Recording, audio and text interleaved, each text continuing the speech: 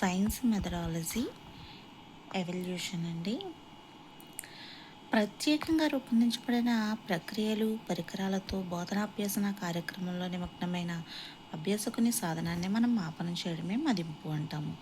మదింపు ఫలితానికి కాకుండా విధానానికి ప్రాధాన్యతనిస్తుందన్నమాట. మరి మూల్యాంకనం అంటే ఏంటి? మదింపు, మూల్యాంకనం డిఫరెన్స్ ఏంటి? ప్రత్యేకంగా రూపొందించబడాలి ప్రక్రియలు, పరికరాలతో బోధనాభ్యసన కార్యక్రమంలో నిమగ్నమైన అభ్యాసకుని సాధనను మాపనం చేస్తే అది మదింపు అవుతుంది. మదింపు అనేది ఫలితం కాదు, అదొక ప్రాసెస్ అన్నమాట. విధానానికి ప్రాధాన్యతనిస్తుంది. మరి మూల్యాంకనం అంటే ఏంటి? బోధన అభ్యసన విధానాన్ని ఏకమొత్తంగా ప్రభావితం చేయడానికి రూపకల్పన చేయబడిన కృత్యాల వరుస క్రమాన్ని మాపనం చేయడమే మూల్యాంకనం. విలువ నిర్ధారణయే కాక తీర్పునివ్వడం, అభివృద్ధిపరచడం అనే లక్ష్యాలతో కూడుకున్నదే మూల్యాంకనం. మూల్యాంకనం అనే భావన బోధనాభ్యసన ప్రక్రియ ద్వారా విద్యార్థులు ఆశిస్తున్న ప్రవర్తన మార్పులన్నింటినీ మదింపు చేయగల ఒక సమగ్ర సమర్థ సాధనమని విద్యావేత్తలు భావిస్తున్నారు. ఇక్కడ విద్యాపరంగా చూసుకుంటే అభ్యసనం కొనసాగుతూ ఉండగా ప్రతి దశలో లేదా అభ్యసనం పూర్తయిపోయిన తర్వాత కానీ విద్యార్థులు అభిలషణీయమైన మార్పులు తీసుకుని రావడానికి అభ్యసన సన్నివేశం ఎంతవరకు కృతకృత్యమైందో తెలుసుకోవడానికి అభ్యసించబడే ప్రయత్నమే మూల్యాంకనం. ఇక్కడ మదింపుకు వచ్చేసరికి పరీక్షలంటే పిల్లల్లో సాధారణంగా ఉండే భయం, ఆందోళన తొలగించి పిల్లలు నేర్చుకునే క్రమాన్ని, నేర్చుకున్న అంశాలను పరిశీలించడం ద్వారా వారి స్థాయిని నిర్ధారించడానికి, అభ్యసనాన్ని వేగవంతం చేయడానికి మదింపు సహకరిస్తుంది అన్నమాట. బోధన అభ్యసనలు విద్యార్థి కేంద్రీకృతంగా ఉండాలి. ఉపాధ్యాయ కేంద్రిత బోధన నుంచి శిశు కేంద్రిత బోధన వైపు మన దృష్టి అనేది మళ్ళింది. జాతీయ విద్యా ప్రణాళిక చట్టం ఎన్సిఎఫ్ 2005, ఉచిత నిర్బంధ విద్య బాలల హక్కు చట్టం ఆర్టీ యాక్ట్ 2009, రాష్ట్ర విద్యా ప్రణాళిక చట్టం ఎస్సిఎఫ్ 2011 ప్రకారం మన రాష్ట్రం బోధనాభ్యసనలో నిరంతర సమగ్ర మూల్యాంకన విధానాన్ని అమల్లోకి తెచ్చింది. దేశవ్యాప్తంగా పాఠశాల విద్యలో ప్రవేశపెట్టబడిన సంస్కరణలు, విద్యా ప్రణాళికలో, బోధనాభ్యసన ప్రక్రియల్లో, మూల్యాంకన విధానాలలో పెను మార్పులు తీసుకుని రాబడ్డాయి. ఇప్పుడు ఈ నిరంతర సమగ్ర మూల్యాంకనాన్ని అమల్లోకి తెచ్చింది ఏంటి? జాతీయ విద్యా ప్రణాళిక చట్టం ఎన్సిఎఫ్ 2005, ఆర్టీ యాక్ట్ 2009, ఎస్సిఎఫ్ 2011 అన్నమాట. ఇక్కడ బోధన అభ్యసన మదింపుని అనుసంధానం చేయడం అంటే connecting teaching, learning and assessment అనమాట. బోధన అంటే ఏంటి? ఒక వ్యక్తి జ్ఞానము, వైకల్యం, నైపుణ్యాలు సంపాదించడంలో అతడు మునుపు అంటే ఇంతకుముందు పొందని వాడిని పొందుటలో తోడ్పడు ప్రక్రియే బోధన అని చెప్పొచ్చు అనమాట. ఒక వ్యక్తి తనకు తెలిసిన విషయాలు ఉండొచ్చు, తెలియని వ్యక్తికి తెలియచేయడమే బోధన. ఓకేనా? తెలియని విషయాలను తెలియని విషయాలు తెలిసిన వ్యక్తుల నుండి తెలుసుకోవడం అభ్యసనం. ఇప్పుడు తెలియనివి తెలుసుకుంటే మనకేంటి? బోధన. మనకి తెలిసిన విషయాలు వేరొకరికి చెప్పామనుకోండి, అది బోధన. తెలియని విషయాలు వేరొకరి నుంచి మనం నేర్చుకున్నాం అనుకోండి, అది అభ్యసనం అనమాట. పునర్బలం చెందిన ఆచరణ వలన ప్రవర్తన రీతిలో ఏర్పడే దాదాపు శాశ్వతమైన మార్పే మన అభ్యసనం అనమాట. అభ్యసనం అనేది ఇది టెట్లో ఇచ్చాడండి 2025లో. ఇప్పుడు అభ్యసనం అనేది ప్రవర్తనలో జరిగే మార్పు. ఈ మార్పు ఆచరణ వల్ల ఏర్పడుతుంది. అటువంటి మార్పు దాదాపు శాశ్వతమైనది. ఇది సైకాలజీలో కూడా పెట్టుంటుందండి.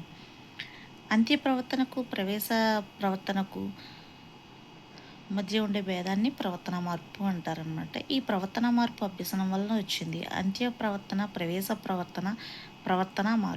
ప్రవర్తన మార్పు అభ్యసనం వలన సాధ్యమైంది. ఇక్కడ మదింపు అంటే పాఠశాలలో నిర్వహించే వివిధ అభ్యసన సన్నివేశాలలో పాల్గొనడం ద్వారా పిల్లలు నేర్చుకునే క్రమాన్ని, తద్వారా వారిలో కలిగే చైతన్యాన్ని పరిశీలించే ప్రక్రియ మదింపు అనవచ్చు అనమాట. మదింపు ఫలితానికి కాకుండా విధానానికి ప్రాధాన్యతనిస్తుంది. పరీక్షలు అంటే పిల్లల్లో సాధారణంగా భయం. ఇది ఇందాక ఫస్ట్ చదివిందే మ్యాటరు. బోధన అభ్యసనం మదింపుల మధ్య అనుసంధానం ఏంటి? టీచింగ్ అంటే బోధన ముఖ్య ఉద్దేశం విద్యార్థుల ప్రవర్తనలో వాంఛనీయమైన మార్పులను తీసుకురావడం అనమాట. విద్యార్థి ప్రవర్తనలో తీసుకురాదలిచిన వాంఛనీయమైన మార్పులు లక్ష్యాలు అంటారు. ఏమంటాము? విద్యార్థి ప్రవర్తనలో రావాల్సిన వాంఛనీయమైన మార్పులను లక్ష్యాలు అంటారు. ఈ లక్ష్యాలు విద్యార్థి యొక్క సంపూర్ణ మూర్తిమత్వ వికాసానికి, సమగ్ర అభివృద్ధికి తోడ్పడాలి. ఉపాధ్యాయుడు బోధనాభ్యసన ప్రక్రియలో బోధన విద్యార్థి కేంద్రీకృతంగానే సాగాలి. బోధన వలన విద్యార్థులు అభ్యసన అనుభవాల ద్వారా జ్ఞాన నిర్మాణం జరిగే భవిష్యత్తులో నిర్దేశించుకున్న లక్ష్యాలు ఉద్దేశాలను సాధించేటట్లు ఉండాలన్నమాట. అంటే లక్ష్యాలు ఉద్దేశాలు అనేవి గమ్యాన్ని నిర్దేశించాలి. Next learning. అభ్యసనం అనేది పునర్బలనం చెందిన ఆచరణ వల్ల ప్రవర్తన రీతిలో ఏర్పడే దాదాపు శాశ్వతమైన మార్పుగా అభ్యసనాన్ని మనం నిర్వచించడం జరిగింది. అసైన్మెంట్. మదింపు. మదింపు అనే పదాన్ని విస్తృత అర్థంలో ఉపయోగిస్తూ ఉంటారనమాట. అంటే ఉపాధ్యాయుడు విద్యార్థుల యొక్క పాఠ్య ప్రణాళిక సహపాఠ్య ప్రణాళిక విధానాలను ఎంతవరకు సాధించారు అనేది మదింపు ద్వారా తెలుసుకుంటారు. అయితే కేవలం విద్యాపరమైన సాధనతో పాటు విద్యార్థి వైఖరులు నైపుణ్యాలు ఆసక్తులు మానసిక వికాస స్థాయిలను పరిమాణబద్ధంగా సూచించబడడం అనేది మదింపు చేయడంలో జరుగుతుంది. ఇది విద్యార్థిని సర్వతోముఖాభివృద్ధి దిశగా తీసుకెళ్తుంది అనమాట. అంతేకాకుండా ఇది అభ్యాసానికి సంబంధించిన సమాచారాన్ని సేకరించడము వర్ణించడము నమోదు చేయడం స్కోరింగ్ వ్యాఖ్యానించడం అనే ప్రక్రియలతో కూడుకుంది. ఇక్కడ బోధన అభ్యసన మరియు మదింపుల మధ్య సంబంధం ఏంటి? బోధన అభ్యసనం మరియు మదింపు ప్రక్రియలో విద్యార్థి కేంద్రీకృత విధానం అమలు చేయడం జరుగుతుందన్నమాట. అంతేకాకుండా విషయేతర రంగాలకు సంబంధించిన సామర్థ్యాలను విద్యార్థులు ఎంత మేరకు సాధించగలుగుతున్నారు, ఏ రకంగా అభివృద్ధి చెందుతూ ఉన్నారు అనే విషయాన్ని నిరంతరం మదింపు చేయడం జరుగుతుంది. నిరంతర సమగ్ర మూల్యాంకన నిరంతరంగా నియమిత కాల పరిధుల్లో జరగడం మరియు ఇది ఉపాధ్యాయునికి సమర్థవంతమైన బోధనాభ్యసన ప్రక్రియలు నిర్వహించడంలో ఎంతగానో సహాయపడుతుందన్నమాట. వివిధ రకాల పరిపూర్ణంగా నిర్ణయాలు తీసుకోవడం జరుగుతుంది. కాబట్టి విద్యా ప్రక్రియలో బోధన అభ్యసన మరియు మదింపు పనులు ఎంతో కీలకమని అర్థమవుతూ ఉంది. అయితే నిరంతర సమగ్ర మూల్యాంకన విధానంలో అభ్యసన మదింపు 3 అంశాలుగా ఉంటుంది. ఏంటి? అభ్యసనం జరుగుతూ ఉన్నప్పుడు మదింపు, అభ్యసనం కొరకు మదింపు, అభ్యసనం యొక్క మదింపు. అంటే assessment as learning, for learning, of learning అనమాట.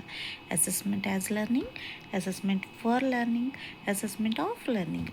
ఇప్పుడు మనం అభ్యసనాన్ని ఎలా మదింపు చేయాలి? పిల్లల ప్రగతిని నమోదు చేయడానికి ఒక ప్రత్యేక మాపలను రూపొందించుకోవాలి. అభ్యసన కృత్యాలు నిర్వహించేటప్పుడే పిల్లలను పరిశీలించడం ద్వారా మదింపు చేయాలన్నమాట. పిల్లల నోటు పుస్తకాలు, డైరీలు, పోర్ట్ఫోలియోలు, జట్టు నివేదికలు, ఉపాధ్యాయుని పరిశీలన మొదలైన వాటన్నింటినీ మదింపు సాధనాలుగా ఉపయోగించుకోవాలి. ప్రతిరోజు తరగతి గదిలో నిర్వహించే బోధనాభ్యసన సన్నివేశాలలో పిల్లల ప్రగతిని పరిశీలించాలి.